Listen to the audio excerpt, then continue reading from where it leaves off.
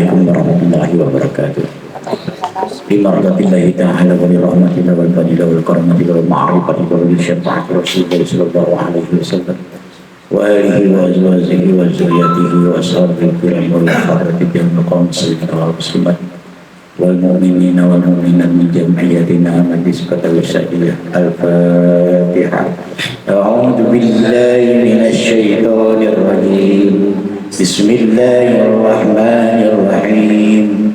Alhamdulillahi rabbil alamin. Ar-Rahmanir Rahim. Maliki yaumiddin. Iyyaka na'budu wa iyyaka nasta'in. Ihdinas siratal mustaqim. Siratal ladzina an'amta 'alaihim ghairil maghdubi 'alaihim waladdallin. Amin. Alhamdulillahirrahmanirrahim. Para dewan guru yang dimuliakan oleh Allah Subhanahu wa taala. Kita lanjutkan kajian kita dalam Arba'in Nawawi, masuk kepada hadis yang ke-40. Silakan dibacakan terlebih dahulu. Silakan.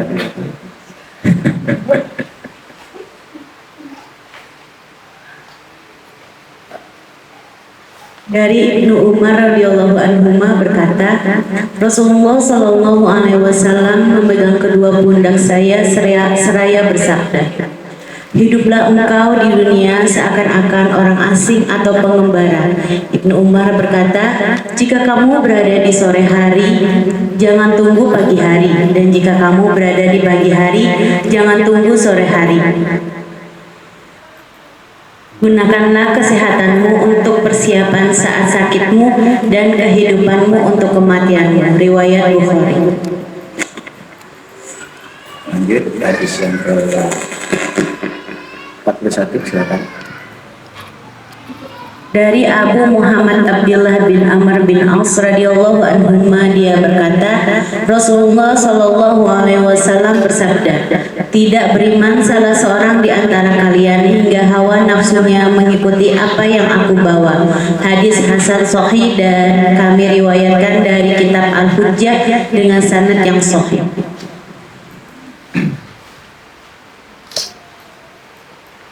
Ya, akhir silakan.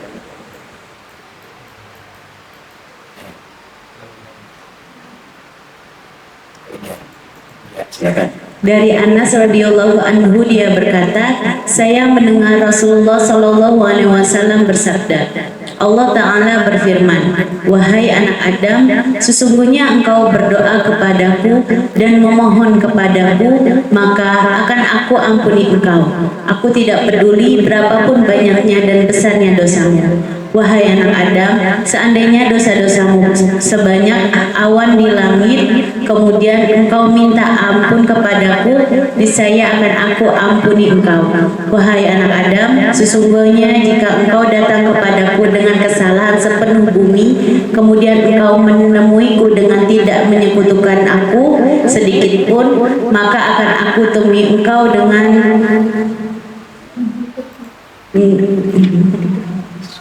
sepenuh itu pula ampunan. Riwayat Tirmizi, dan dia berkata hadisnya hasan sahih. Ya, baik ya. Selesai kajian daripada Arba'in Nawawi. Dari hadis yang ke-40 di sini kita sudah jelas ya. Bercerita dari Abi Sa'id Al-Khudri radhiyallahu anhu.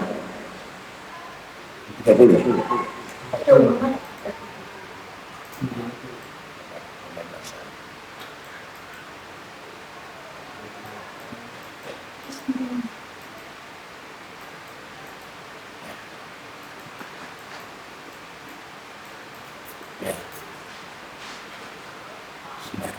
Ani bin Umar radhiyallahu anhu qala, tercerita daripada Ibnu Umar radhiyallahu anhu qala, telah berkata, akhadha Rasulullah sallallahu alaihi wasallam, mengambil sahabat Rasulullah sallallahu alaihi wasallam bimak kibayi, ya, bimak kibayi.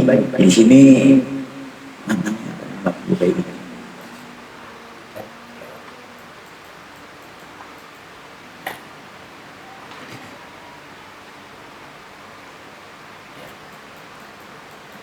dengan cara memegang kedua pundak daripada Umar. Kun, jadilah engkau wahai Ibnu Umar di dunia ka'annaka gharibun aw 'abirun sabil aw kana Ibnu Umar radhiyallahu anhu yaqul idza amsayta fala tantaziris sabah wa idza asbasta fala tanziris sama wa khudh min sihhatika limaradika wa min hayatika wa limautika. Pendeknya hadis ini banyak pelajaran yang kita ambil. Kun, jadilah engkau di dunia ka'annaka gharibun, ya seolah-olah kamu itu adalah orang asing. Apa maksudnya? Ya kalau orang asing, kita ibarat kata berada di pengasingan. Banyaknya orang tuh kayak kita hidup sendiri. Coba kita di tengah pasar, kan banyak tuh orang. Asing gak kita? Nah udah, gak banyak ngobrol, gak banyak bicara kecuali hal-hal yang penting, dan gak perlu banyak menilai. Orang di pasar banyak modelnya kayak gimana pun kita gak mungkin nilai. Kenapa? Oh gak kenal. Karena kita ini fokus pada diri kita. Ku angkusaku, jaga diri kita. Nah ini yang dikategorikan bertapak dalam keramaian. Dalam kondisi ramai saya gimana pun kita tetap fokus Allah dalam jiwa kita. Kalau bertapa dalam kesunyian di gunung, ya, bertapa di dalam goa, ya, wajar-wajar aja, gampang. Kenapa? Yang godain paling cuma setan sama jin. Yang paling berat itu kan ujian dari manusia, betul nggak?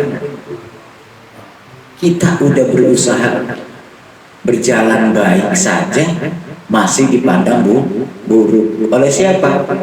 Oleh sosok manusia yang dalam hati dan pikirannya terdapat energi negatif. Ketika di dalam hati dan pikiran manusia itu sudah terdapat yang namanya hal negatif atau energi negatif, apabila tidak dimusnahkan, pasti sudut pandangnya selalu negatif. Udah pasti. Tetapi manusia apabila di dalam hati dan pikirannya itu senantiasa berpikir hal positif, berkembangnya energi positif, berkembangnya nilai-nilai kebaikan di dalam hati kita dan pikiran kita, niscaya apapun yang dia lihat selalu bernilai positif. Pasti. Karena udah jelas kita tahu sendiri di dalam Al-Quran. Al-Imrannya, Rabbana ma khalaqta hadza batila. Wahai Tuhan kami, tidaklah Engkau menciptakan sesuatu di dunia ini sia-sia. Rendah memang kita lihat, jelek memang kita lihat, tapi belum tentu pandangan mata kita yang kita lihat itu jelek ternyata itu memang jelek. Hal yang gampang saja. Nabi Allah Musa alaihissalam memandang Nabi Allah Khidir ketika membunuh anak kecil. Jangankan pandangan Musa, pandangan kita juga orang-orang awam, Nabi Khidir salah. Apalagi pandangan Nabi Musa, ini Nabi loh. Salah. Ternyata yang diduga oleh Musa, Nabi Musa alaihissalam terhadap Nabi Khidir salah. Kelihatannya dia membunuh anak kecil. Akhirnya Nabi Khidir mengatakan, kau tidak akan sabar berjalan denganku. Berarti apapun yang ada di sekitar kita ini bisa menjadi ujian buat diri kita. Terlenakah kita, lalaikah kita untuk mengingat Allah, apapun yang ada di sekeliling kita. Biasanya orang kalau lagi ibarat kata fokus zikir, tahu-tahu melihat perkara yang dia senangin, ingat zikirnya apa melihat perkara tersebut. Ya. Jadilah salah. Terskema apa namanya ibarat kata terkesima dengan perkara yang baru, gitu loh. Padahal hatinya dan pikirannya sedang berzikir. Contoh yang gampang saja, lagi zikir tiba-tiba kecewa lewat. Fokusnya kemana? Kekecewaan. Arti kecewa itu ujian buat kita. Di mana nilai fokusnya? Maka di sini dikatakan, jadilah engkau bagaikan seorang pengembara. Yang sekelilingmu tidak mengganggu pikiranmu untuk mengingat Allah Subhanahu wa Ta'ala. Awabiran sabil. Ini pengembara, orang asli atau pengembara. Ya karena maka ada siapa Ibnu Umar radhiyallahu anhu, yaqulu, beliau berkata, ija amsaita fala tamzirus sabah. Apabila engkau berada ya di waktu pagi, jangan kau mikir waktu siang. Simpelnya begini, sesuatu yang kita miliki ini seolah-olah akan menyelamatkan kita dengan analisa pemikiran kita. Ambil yang gampang, satu contoh. Seorang istri khawatir ke depannya nanti tidak bisa menjalani kehidupan ketika suaminya meninggal. Ya, dia berpikir kalau suami saya meninggal nanti saya tidak bisa melangsungkan kehidupan memelihara atau merawat anak-anak saya. Akhirnya apa yang dilakukan sama dia? Nabung nggak kira-kira? Nabung, ya kan? Dia ngumpulin. Dia nggak sadar. Ternyata di Lauhul Mahfuz itu tercatat yang duluan meninggal adalah istrinya. Ini lagi gambaran. Akhirnya apa? Suaminya ngomong, alhamdulillah, istri saya ngumpulin duit untuk saya kawin. Oh, baik. Tanpa disadari dong. Dan ketika kita berpikir bahwasanya di sekeliling kita itu merasa, wah kalau masih ada dia tuh susah. Mungkin kalau dia mati duluan, kita lebih gampang melakukan apa? Pikiran kita, betul nggak? Nah, akhirnya kita mengambil ancam-ancam nunggu orang itu mati. Nggak taunya di Lauhul Mahfuz tercatat yang mati kita duluan, bukan dia. Berarti terlena nggak kita? Berarti kita nggak meyakini akan kehadiran Allah Subhanahu wa Ta'ala. Maka inilah gambarannya, apabila engkau berada di pagi hari jangan mikirkan siang. Maka Imam Ghazali mengatakan, pikirkanlah apa yang kau hadapi saat ini. Jangan kau pikirkan masa lalu atau masa yang akan datang. Pada intinya kehidupan ini ada 3 masa. Masa lalu, masa kini, masa yang akan datang. Apa yang kau hadapi? Ya ini masa kini. Gak usah kita memikirkan kembali masa yang akan datang. Belum tentu kita nyampe di kehidupan yang akan datang. Atau masa yang sudah berlalu. Kalau udah berlalu dipikirin tetap aja berlalu. Gak mungkin masa muda itu kembali lagi kan. Sikapi, jalani apa yang kita hadapi saat ini. Maka jangan kita berpikir antar aja kalau udah tua kita bertobat. Iya kalau nyampe tua. Iya kalau kita nyampe tua. Kalau kita saat ini masih bisa berbuat kebaikan, kenapa harus menunggu entah? Dan untuk apa kita mengancang-ancang sebuah kebaikan yang mana kebaikan itu belum tentu akan diberi kekuasaan untuk kita? Banyaklah contohnya. Ibarat kata, dia berpikir enak kali ya kalau bisa kebeli barang tersebut. Dia kumpulin dan duit. Setelah barangnya kebeli, kira-kira terus nggak dipakainya. Ternyata biasa saja. Gak ada yang seolah-olah lebih wah daripada yang kita pikirkan. Tidak, biasa saja. Sebelumnya luar biasa kita. Pengen beli HP yang mahalan, begitu HP-nya kebeli, ya biasa aja kepakainya cuma WA doang, cuma keinginan doang hasrat. Maka ketika kita memiliki nilai-nilai syukur di hati kita, niscaya kita mensyukuri apa yang kita miliki saat ini. Tidak perlu kita memikirkan yang belum kita miliki.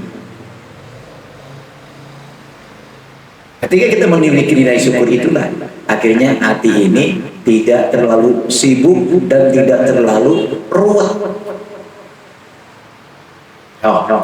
Kalau orang berpikir ibarat kata nanti gua kalau nggak punya tabungan gimana? Nah, akhirnya kalau dia berpikir nabung kira-kira mau sedekah enggak? Ujung-ujungnya meninggal. Itu tabungannya ke bawah mati enggak? Nah, maka ketika kita berpikir adanya duit seperti tidak ada.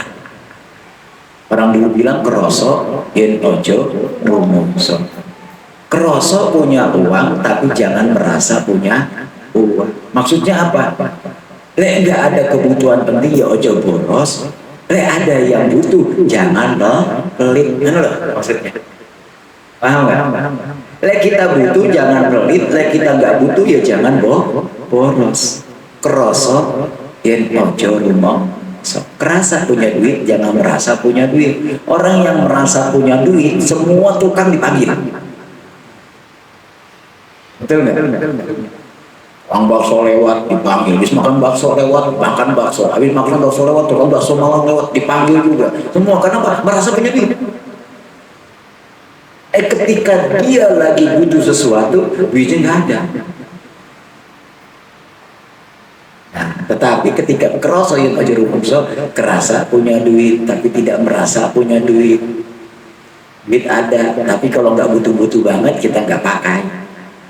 Nah, berarti kita ibarat kata nggak bergantung dengan duit tersebut. Ada tapi kaya kagak ada. Ketika kita membutuhkan, kita bisa membelinya. Ketika ada orang yang ingin minta bantuan kepada kita, kita bisa membantunya karena ada. Nah, ini jadi tidak pelit. Dan apabila kita ada kesempatan untuk menabung di akhirat, gunakan kesempatan itu. Jangan kau sia-siakan. Begitu kita punya kesempatan untuk menabung di akhirat, gunakan kesempatan itu. Apabila engkau belum punya kesempatan untuk menabung di akhirat, jangan kau pikirkan itu. Paham gak? Ya, orang belum kesempatan punya waktu untuk menabung buat akhirat, mikirin. Gimana ya? Pengen deh kayak kamu, kenapa? Kamu rajin banget puasa, saya pengen juga puasa, tapi saya punya mantel. Mikirin terus coba, puasa kagak, mikirin jadi penyakit juga. Losa ya. Tapi ketika kita masih diberikan kesempatan oleh Allah Subhanahu wa Ta'ala untuk nabung di akhirat, untuk beribadah, beribadahlah. Dan kau sia-siakan saja. Kenapa? Berarti kita sadar, la haula la quwwata illa billah. Nggak ada daya kita untuk melakukan ibadah kecuali pertolongan Allah. Lagi ada kesempatan kita untuk menabung di akhirat, gunakan. Ibarat kata seumpama uang ada, tiba-tiba ada acara Maulid Nabi, wah kesempatan nih buat nabung di akhirat. Itu uang kita hilang. Yang kita titipkan ke acara maulid, kita titipkan ke pembangunan masjid, pembangunan madrasah, pembangunan mushola, itu nggak hilang duit kita. Bahkan bunganya berapa persen? 700%, bukan 100%, bukan 50%, bukan 30%. Orang kadang-kala enakan nabung di BNI, lumayan loh bunganya, apalagi masuk deposit ya kan? Tapi kalau kita nabung di BNI, taruh di deposit, memang bunganya tinggi, tapi belum tentu kita memilikinya. Ajal menjemput duluan. Punya siapa?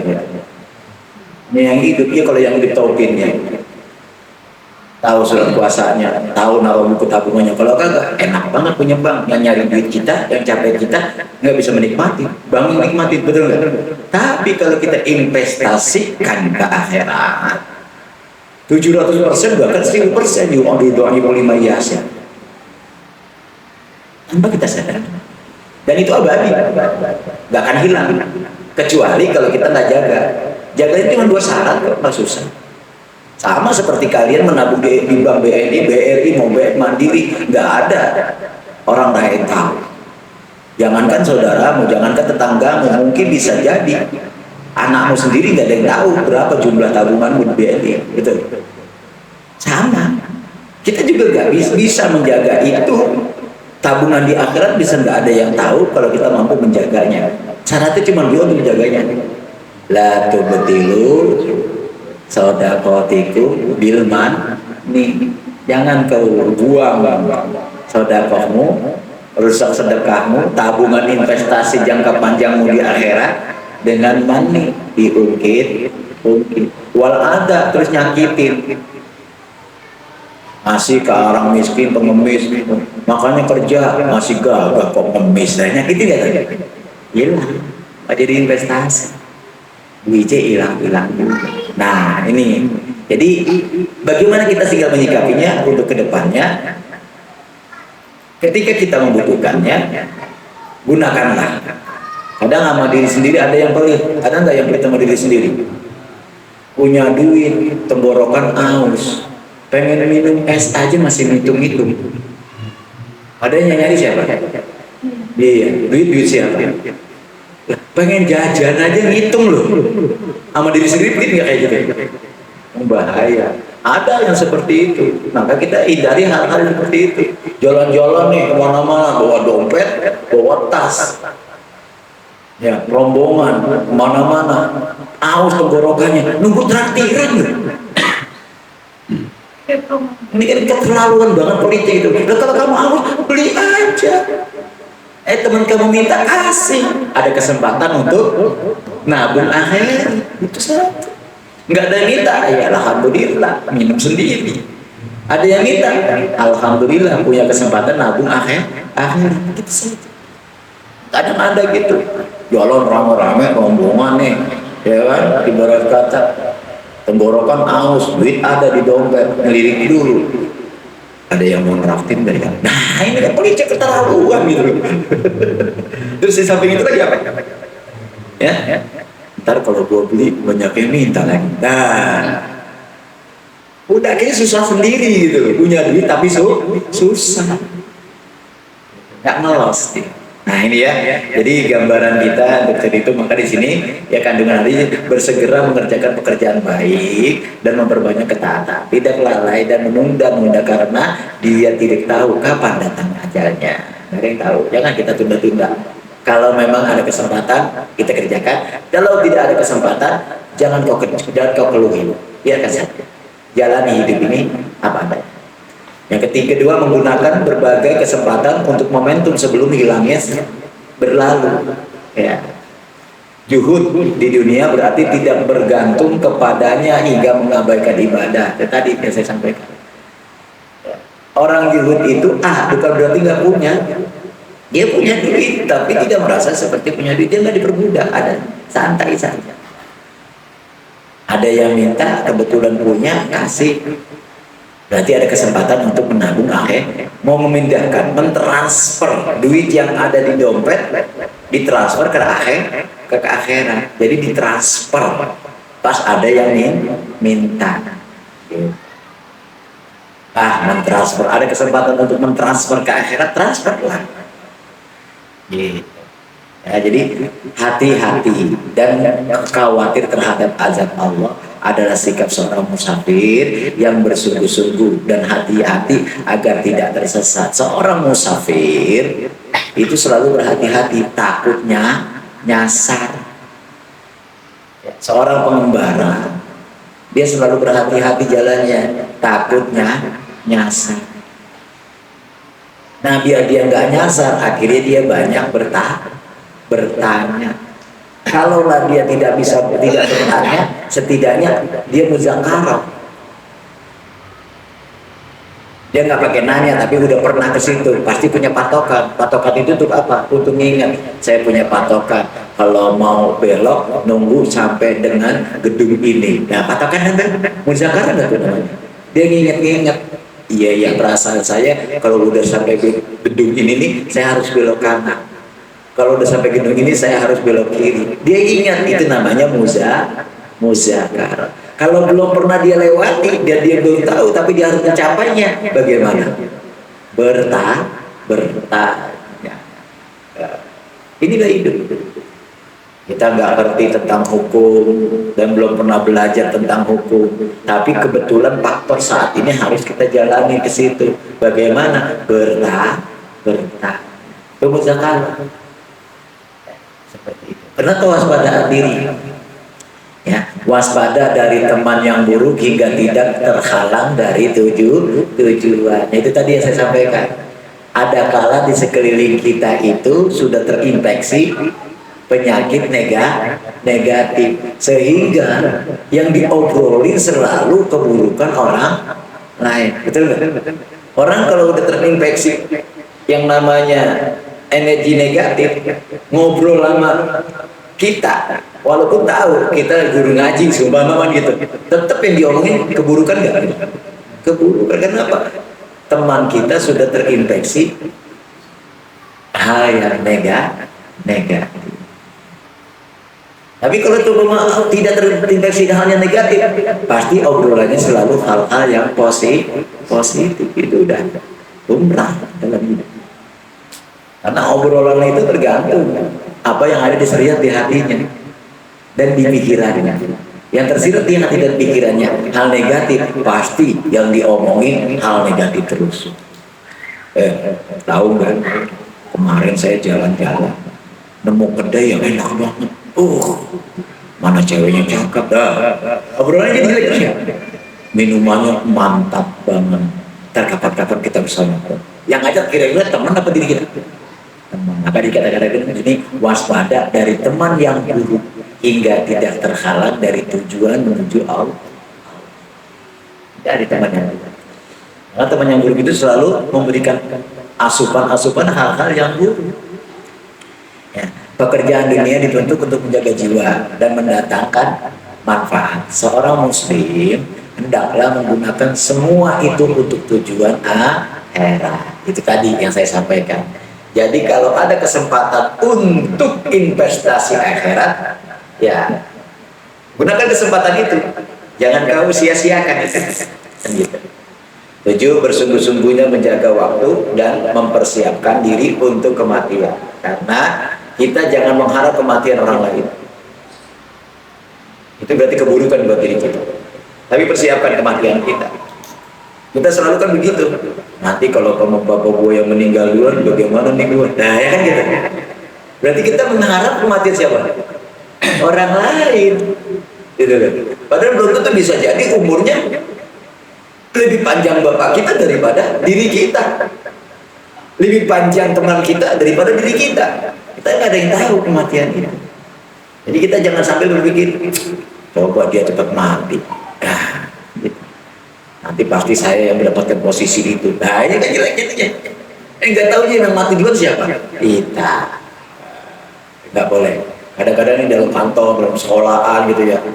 Nanti nih kalau dia mati kecelakaan, pasti saya akan mendapatkan posisi itu. Nah akhirnya apa? Nyumpahin nggak? Itu terjadi zaman sekarang. Akhirnya apa? Lewat buku, posisi jadi jelek semua. Karena apa? Awalnya dari pikirannya jelek. Dia tidak meyakini akan ketentuan Allah Subhanahu wa Ta'ala.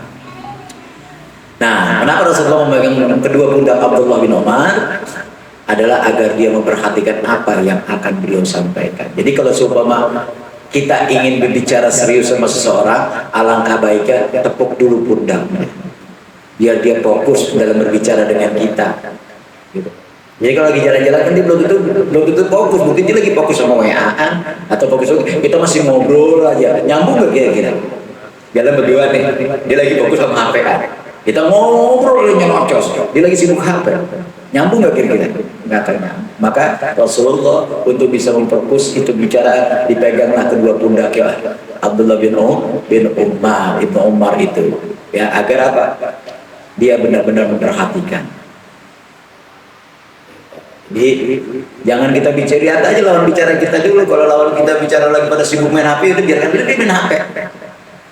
Udah selesai main HP-nya, Kalau belum selesai teruskan aja dulu, kan begitu. Daripada kita ngobrol nggak nyambung. Maka ketika kita menghadap guru, menghadap bos, menghadap pimpinan, boleh nggak sambil main HP?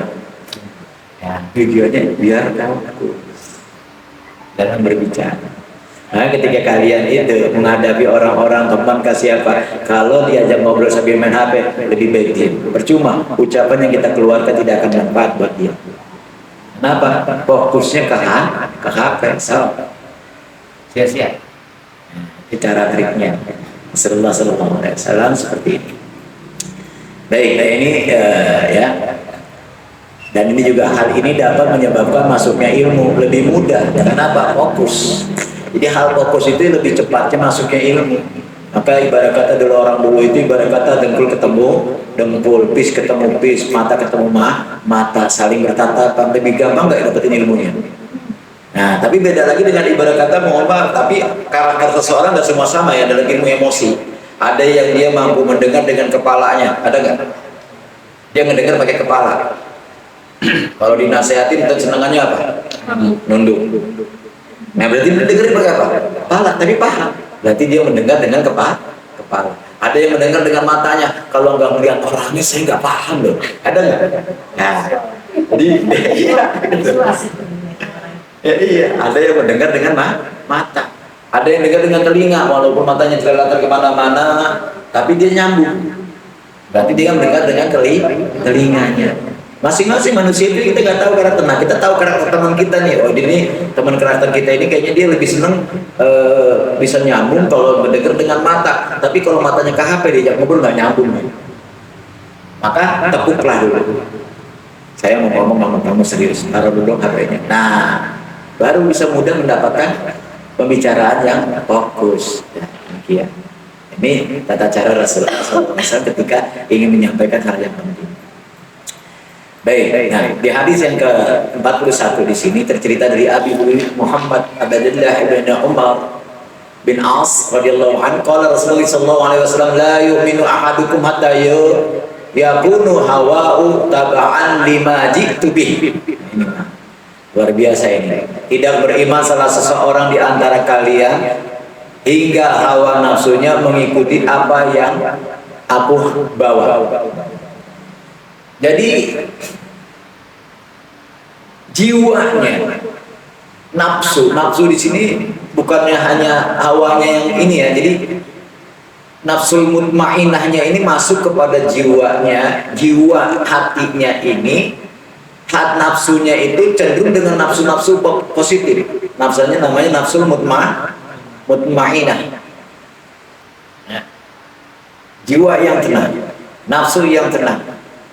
Innan nafsa la'umira bisu. Sesungguhnya nafsu itu senantiasa memerintahkan kepada keburukan illa ma rahimah rabbik, kecuali nafsu yang mendapatkan rahmat dari Allah.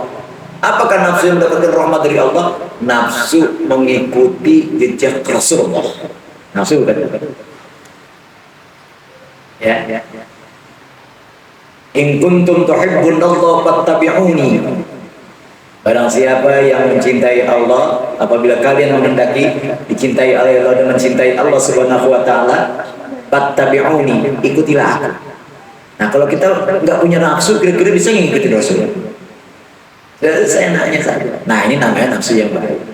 Ya, jadi mengikuti Rasulullah, jejak Rasulullah, ya, amarahnya, gerak-geriknya, ucapannya, dan lain sebagainya. Dalam Qawaidul Qawaid minal arba'in Ramawi karangan Azul Muhammad Sultan Misfatul Misbah, ini banyak sekali ya, Masahih Takhrijul Jami'ul Ulum Al-Hikam. Ini hadis tergolong kenapa kalau tergolong karena masih belum ada yang memahami inti nafsu yang sesungguhnya. Belum nyampe ya. Maka dibilang baik nasi. Karena nafsu itu banyak ya kaidah-kaidahnya. Jadi nanti kalau udah sampai ke tingkat tinggi aja, kita ibadah aja nggak boleh pakai nafsu. Ibadah aja udah nggak boleh pakai nafsu. Ya baik, itu sih 10 menit saja yang tadi, maka nggak ada keterangan jelasnya.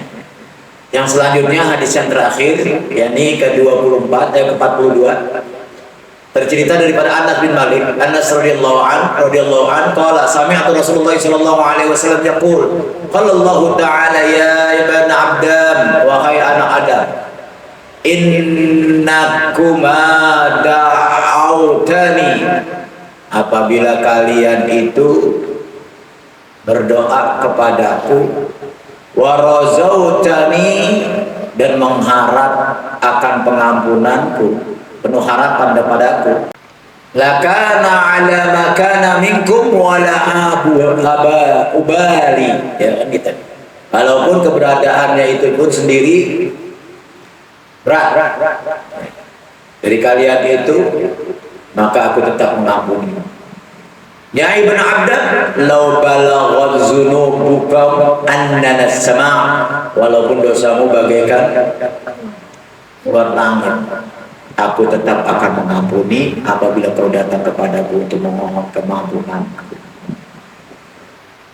Ya ibn Adam, wahai anak Adam, innaka law ataitani bi qurabil ard khataya, apabila engkau mendatangiku dengan membawa dosa yang banyak seluas bumi, summa laqitani la tusyrik, kemudian kamu datang kepadaku tanpa menyekutukan dari sesuatu, ya la ataitukum bi qurbata maghfirah, maka aku akan mendekatimu dengan pengampunan. Tapi syaratnya apa? La tusyrik, jangan menyekutukan Allah. Intinya dalam Al-Quran ini ada kuncinya. Kalau dalam hadis dalam Qurannya itu apa? Allah akan mengampuni dosa orang-orang yang beriman. Siapa yang berdoa? Mungkinkah dia berdoa kalau nggak punya iman? Nggak punya iman terus dia berdoa. Berdoa sama siapa? Nah kalau dia masih berdoa berarti dia masih punya iman. Masih punya. Berarti maka lihat, ayo perhatikan firman-firman Allah. Wa idza sa'adaka ibadi anni fa'inni qarib ujibu da'watad da'i idza da'an falyastajibuni wal yu'minu bi. Syaratnya adalah datangi panggilanku. Apa panggilan Allah? Wasari'u ilal maghfirah. Panggilan Allah tuh, ayo bersegeralah menuju pengampunan Allah. Apalagi panggilan Allah, ya ayyuhan nasu ubudu rabbakumul ladzi khalaqakum wal ladzina min qablikum la'allakum tattaqun. Suruh ibadah. Banyak panggilan-panggilan Allah. Kemudian wal yu'minu bi, dan yakinlah kepadaku. Iman. Allah jabat. Jadi doa kita mustajabah, ya ini datangi panggil Allah dan jangan menyekutukan Allah. Harus beriman kepada aku. Jangan sekali-kali kita menyekutukan Allah kepada sesuatu. Kalau kita udah menyekutukan Allah kepada sesuatu, oh bahaya. Bahaya, hindari itu. Ya. Ini kadang-kala kita ini sering terjadi menyekutukan tersembunyi. Kenapa? Mengalahkan takdir, memenangkan akal. Seolah-olah akal kita segalanya. Betul. Boleh kita cerdas, boleh kita pintar, berarti akal kita hidup. Tapi jangan biarkan ruh kau mati. Kalau akalnya hidup, ruhnya mati, kayak gini jadinya. Berarti akal segalanya, dia melupakan semua takdir kehendak Allah. Tapi kalau seumpama akalnya hidup, ruhnya hidup, dia selalu keseimbangan. Maka kata Allah, faiza azamta. Azamta itu berarti kemauan apa? Kemauan diri ya, akal juga toh. Karena ada akal toh. Semua punya keinginan karena adanya akal. Kan gitu. Tapi kata Allah, Fatawakkal 'alallah. Jangan kau tinggikan akalmu, tapi ingatlah akan aku. Serahlah diri kepada aku. Bahwa hasbi, niscaya Allah akan mengabulkan. Jadi nggak gampang-gampang kita menganggap semuanya itu bisa selesai karena adanya akal. Pintarmu tidak bisa menyelesaikan masalah bila Allah tidak berkehendak. Nah itulah. Maka hidupkan roh kita dengan meyakini ya semua apa yang ada di muka bumi ini adalah kuasa Allah. Allahumma malika mulki tu'ti mulka mamtasa wa tanzi'ul mulka mimman tasa wa tu'izzu man tasa wa tuzillu man tasa biyadikal khair innaka ala kulli syai'in qadir. Ini kita sadar diri kita. Kerajaan punya Allah. Semua punya Allah. Kita hanya dititip. Ya, baik. Kandungan tadi hadis, berdoa diperintahkan dan dijanjikan untuk dikabulkan. Maaf Allah dan ampunan lebih luas lebih besar dari dosa seseorang hamba jika dia minta ampun dan bertobat. Jika dia minta ampun dan bertobat. Enggak mau minta ampun, bagaimana Allah mau ngasih pengampunan? Terus berbaik sangka terhadap Allah. Dialah semata-mata yang maha pengampun bagi orang-orang yang mau bertobat dan beristighfar. 4. Tauhid adalah pokok ampunan. Tauhid adalah pokok ampunan. Berarti iman bukan nih? Tauhid. Jangan sekali-kali kita menyekutukan Allah. Maka yarjulika rabbi falyamal amalan salihan wa la yusrik bi ibadati rabbih ahada. Terus yang kelima, membuka pintu harapan bagi ahli maksiat untuk segera bertaubat dan menyesal betapapun banyak dosanya. Jadi masih ada kesempatan jika engkau mau bertaubat. Tapi ada, ingat panggilannya, wasyari'u ilal maghfirah. Bersegeralah menuju pengampunan Allah. Fakiru ilallah, berlarilah kepada Allah. Itu kan ayat ya, firman Allah. Ya, selesai sudah Arba'in Nawawi. Sebelum saya tutup dengan doa khutmil hadis Arba'in Nawawi ini, ada yang ingin ditanyakan, kami silakan. Silakan yang mau bertanya. Di luar bahasan ini pun silakan yang mau bertanya. Untuk kita masih diberikan kesempatan untuk ketemu pada malam hari ini.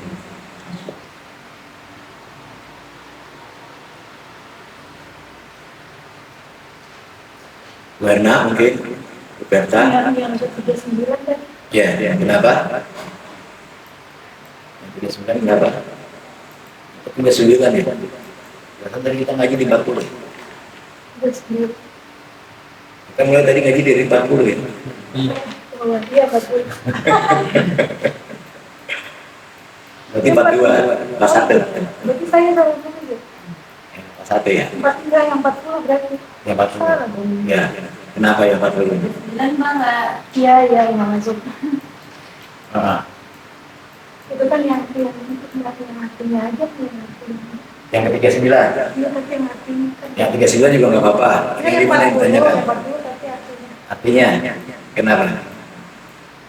Itu kan Barat. gunakanlah kesehatanmu untuk persiapan nanti. Iya. Saat sakitmu dan kehidupan untuk. Betul, kita menyadar kalau kita mempersiapkan sehat kita ini untuk menghadapi sakit kita, berarti kita sadar kalau kita nggak terus sehat. Ini luas ya, makna ini sebenarnya luas. Kalau kita pikirkan itu adalah luas yang ini ya, ini ya. Ini kalau kita maknakan ini lebih luas lagi, kita lebih jabarkan lagi. Kesehatanmu untuk kepersiapan saat sakitmu, ya. Jadi ibarat kata hidup ini ibarat kata silih berganti. Ada kala di atas, ada kala di bawah. Kenormalan manusia itu dalam sifat kemanusiawian itu adalah kita kadang-kala punya waktu sehat. Jangan mentang-mentang kita sehat kita lupa sakitnya. Apa aja kita makan, gitu loh. Begitu udah sakit udah tahu yang namanya makan sambal itu bikin sakit perut. Mumpung lagi sehat dia makan sambal sebanyak-banyaknya terus sakit, berarti dia lupa sakitnya. Jadi maksudnya kita ini udah hati-hati kalau kita ibarat kata gara-gara makan ini kita sakit, kita harus waspada. Bukan gara-gara makanannya, tapi kita kewaspadaan asbabiyah, karena tidak ada sesuatu tanpa asbab, ya. Kamu pakai sebab nggak? Bila biiznillah, kecuali dari dalam izin Allah itu ada yang tanpa sebab. Itu cuman mayoritas umumnya itu semua pakai sebab. Sampai kelahiran kita aja pakai sebab. Walaupun di luar rumah pun sudah ditentukan kita bakal dilahirkan di sifur 7, tapi tetap pakai sebab. Prosesnya lama. Prosesnya sangat lama.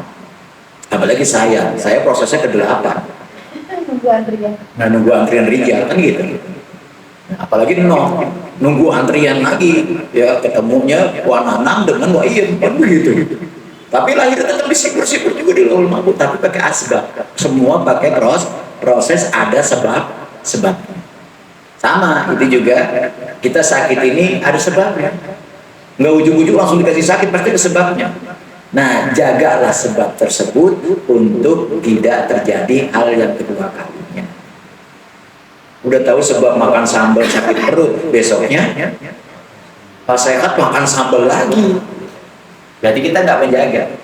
Terus ya, dan kehidupanmu untuk kematianmu. Jadi kita mumpung dikasih kehidupan nih, persiapkan untuk bekal kematian. Maka saya bilang ladangnya akhirat. Nah tadi saya sampaikan apa? Kalau kita punya kesempatan untuk mentransfer tabungan akhirat, daripada kita masih tetap ada di tabungan BNI nggak kepake. Selagi ada kesempatan untuk mentransfer ke tabungan akhirat, gunakan kesempatan itu. Jangan kau sia-siakan. Itu nggak akan hilang, cuma pindah tempat doang dari BNI ke tabungan akhirat. Sedangkan tabungan akhirat itu udah jelas kita tahu semua, kita tahu semua. Bahkan 700 kali lipat, bukan 700% doang. Yudhu'ifu lima yasa, dilipat gandakan lagi oleh Allah dan yang Allah kehendaki. Nah, ini real ya. Kenapa saya bilang real? Memang seperti itu, karena kita semuanya itu akan kembali kepada untuk diri kita sendiri. Maka ada orang mengatakan harta nggak bisa dibawa mati. Yang bilang harta nggak bisa dibawa mati siapa? Bisa. Yang nggak bisa dibawa mati adalah malun wa banun. La yanfa'u malun wala banun. Tidak manfaat harta dan anak kecuali dia yang memiliki hati yang sehat. Hati yang sehat berarti pikirannya normal. Ya toh? Anaknya diajar ngaji, diajar baca Quran. Nanti kalau udah meninggal bacain kita Quran, manfaat nggak kita? Sehat. Hartanya dibawa ke untuk akhirat. Jadi selagi ada kesempatan untuk mentransfer tabungan dunia ke tabungan akhirat, manfaatkan waktu tersebut. Nah itu contohnya mempersiapkan kehidupan untuk kematian. Jadi malah justru mempersempit beban. Kalau bisa persempit beban. Apa persempit beban? Utang. Kalau kita mati meninggalkan utang, beban bukan dosa. Pertama beban buat yang masih hidup, beban buat kita juga nanti di akhirat. Nah itu namanya mempersempit beban. Berarti jangan sampai punya utang. Itu tuh termasuk mempersiapkan kehidupan untuk kematian. Gitu. Jadi mempersempit beban kita nanti di akhirat. Yang sangat membebankan kita adalah apa? Harta, adalah Karena harta itu ditanyanya dua bukan? Kalau umur dihabiskan kemana usiamu, kan gitu. Ilmumu kalau habiskan kemana? Tapi kalau harta ditanyanya dua enggak? Dari mana kau dapatkan, kemana kau belanjakan? Berarti kurangi beban. Cara kurangi beban gimana? Dari mana kau dapatkan hadiah? Gimana kau belanjakan sedekah? Selesai. Dari mana kau dapatkan nyuri? Di mana kau belanjakan nafkah? Balan nggak? Balan nggak? Balan nggak? Balan nggak? Hah? Yang bilang siapa? Harta dari nyuri. Di mana kau belanjakan? Nafkah. Menafkahi kebaikan. Nyuri keburukan. Yang nimbang nanti siapa?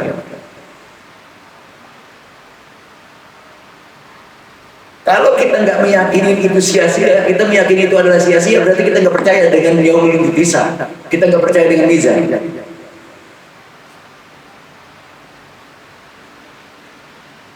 Dan kita nggak percaya dengan bahasa khairat yang kita baca dalam Al-Quran juga ada. Berarti boleh dia mencuri. Kalau memang kepepet tidak lagi kerjaan, tapi untuk menafkahi, bayangkan memakan bangkai saja halal. Hanya gara-gara untuk memberi kekuatan. Betul. Ini berarti tadi saya mau ngomong, kalau kepepet bener-bener udah sampai bulanan anak dan istri tidak makan, mau nggak mau dia harus mencuri.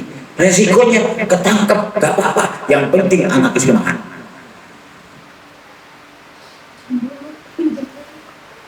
Daripada pinjam, beban lagi nanti.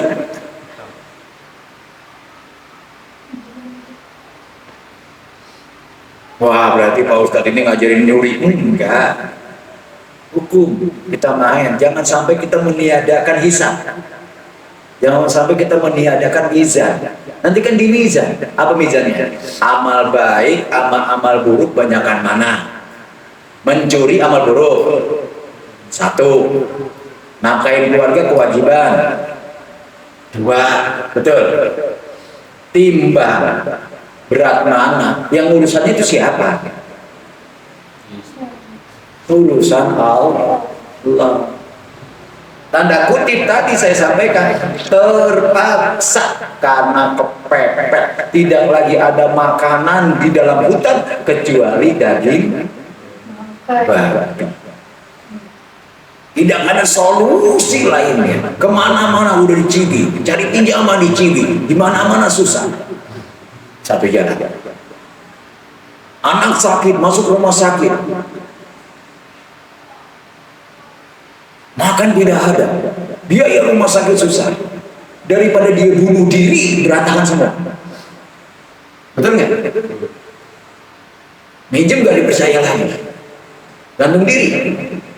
Lebih parah nggak dosa? Gak ada kesempatan lagi untuk bertobat. Tapi dia mencuri.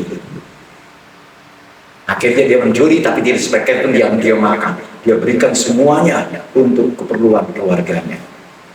Dia tanggung jawab. Dan keluarganya yang makan tahu nggak? Kalau itu harta curian. Yang dosa siapa? Yang mencuri tadi itu yang dosa. Ya, tak? Tetapi karena dosanya dia, ada yang terselamatkan. Ini berat nanti permainan ini. Maka itu tadi ya, jadi mempersiapkan diri untuk menghadapi sebuah kematian. Jadi kita jangan sampai menjadi Tuhan. Dalam mengolah hukum itu jangan sampai kita menjadi. Berarti boleh dong korupsi? Boleh. Jelas nanti ini harus gablang, Tapi yang jelas itu ya tadi yang saya sampaikan ya. Mempersiapkan kematian itu memperberat timbangan amal baik daripada timbangan amal buruk. Tapi kita yakinin. Kalian punya nggak timbangan amal buruk? Nah itu harus kita yakinin dulu itu. Semua manusia punya timbangan amal buruk nggak? Nah, dan punya timbangan amal baik nggak? Nah berarti kita meyakini yang namanya apa? Mizan. Berarti kita termasuk kategori alladzina yu'minuna bil ghaibi, orang yang beriman kepada yang gaib karena meyakini adanya mizan, timbangan amal baik dan timbangan amal buruk. Bila banyakkan buruknya daripada amal baiknya, maka berat timbangan amal buruknya, maka akan dimasukkan ke dalam neraka. Yang bagi mereka berat timbangan amal baiknya lebih banyak pun belum tentu masuk surga. Meyakini enggak? Kategori muflis, bangkrut. Timbangan amal baiknya lebih banyak daripada timbangan amal buruk ya toh. Begitu udah pengen masuk pintu surga, dijegat sama malaikat sama yang lain. Tak dulu malaikat mau dibawa kemana dia? Timbangan amal baiknya lebih banyak. Tar dulu. Waktu di dunia punya utang. Oh, berarti yang membuat kita berat di akhirat adalah utang. Persempit itu. Paham nih? Persempit itu. Jangan kita malah biar utang. Persempit itu. Paham ya? Baik, pertanyaan lainnya silakan.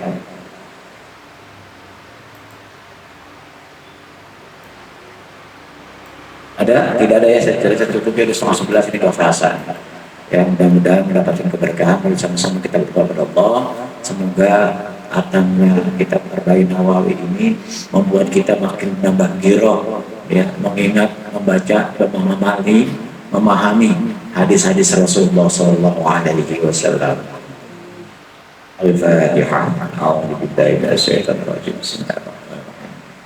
Alhamdulillahirabbil alamin. Maliki yaumiddin. Iyyaka na'budu wa iyyaka nasta'in. Shiratal mustaqim, shiratal ladzina an'amta 'alaihim ghairil maghdubi 'alaihim waladdallin. Allahumma barik lana ya Allah bi barakati hadzal kitab wa bi barakati kitab al-Qur'an. Ridho kita wa bi rahmatika al-'azim wa bi mu'ani hadzal kitab Allah. Al-Fatihah. A'udzu billahi minasyaitonir rajim. Bismillahirrahmanirrahim. Alhamdulillahirabbil alamin arrahmanir rahim maliki yaumiddin. Iyyaka na'budu wa iyyaka nasta'in. Shiratal mustaqim. Shiratal ladzina an'amta 'alaihim ghairil maghdubi 'alaihim waladdallin.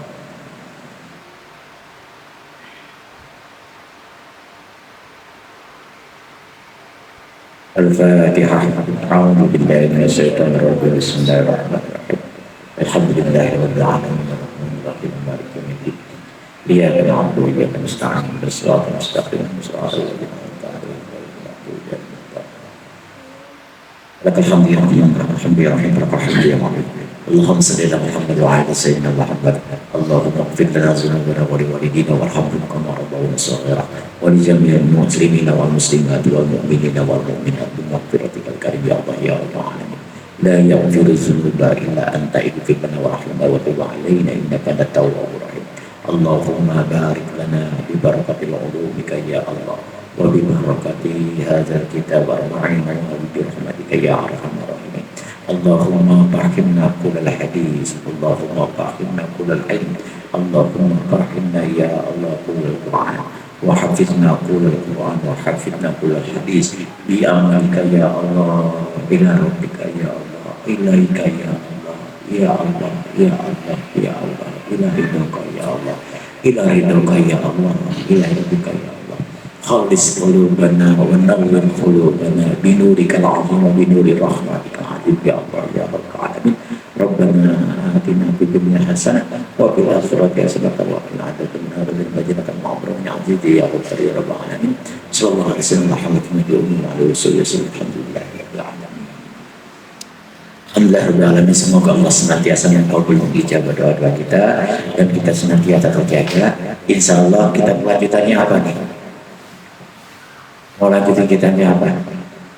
Nur Muhammad? Pribadi Muslim aja. Ya udah kita lanjutin kitabnya Pribadi Muslim.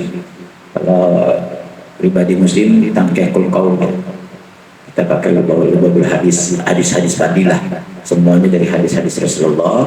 Itu juga sama, dua karya dari Syekh Nawawi Tanah Banten juga. Ya, nanti kita lanjutkan Artinya saya Nawawi Tanah Banten lagi, ya ini kitab Arba'in pribadi muslim, pribadi muslim atau kitab. Kalau yang punya kitabnya bawa kitabnya, ya kalau masalah enak punya kitabnya. Pribadi muslim, udah kalau ibu-ibu kalau udah khatam, nanti bisa difotokopi, ya biar pada punya kitabnya juga, pakai fotokopi aja. Jadi biar punya kitabnya.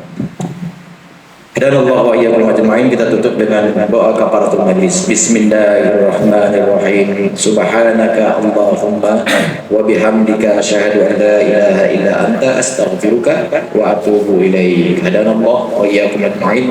Assalamualaikum warahmatullahi wabarakatuh.